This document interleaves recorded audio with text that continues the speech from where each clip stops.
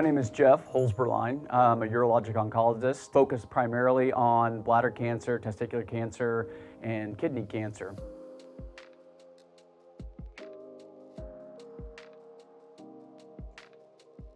I have been in practice now for 21 years and have really loved getting to form long-term relationships with my patients.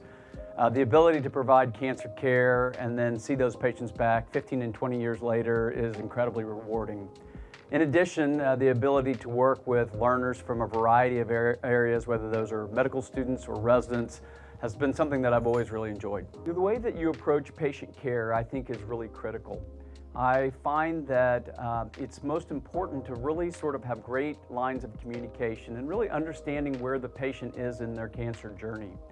Not all patients want an aggressive treatment program, and some patients want everything done. But understanding what their goals are and then trying to work within those goals, I think is really critical to providing the optimal care for a patient. I do think we have a really holistic program here at KU. We have a lot of services that many patients may not even be aware of, and sometimes providers aren't aware of it, but I think the Department of Urology and our providers really are.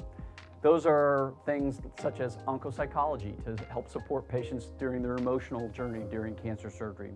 We have an onco rehab program, and that's returning patients to functionality after treatment. Many times patients go through significant surgery and chemotherapy and can be left quite debilitated by those treatments. But it's really important to return them to functionality. Otherwise, you could argue that the treatments we provided were not really that useful. So there are a lot of support programs that we offer to patients to help, again, support them through this cancer journey and, again, focusing on the whole patient. The University of Kansas Department of Urology really has built an outstanding clinical program. When I came in 2003, there were a total of 3 urologists here. We've now grown to 24 urologists, and I think it speaks to the fact that it's just such a great place to work. We really have an outstanding departmental culture.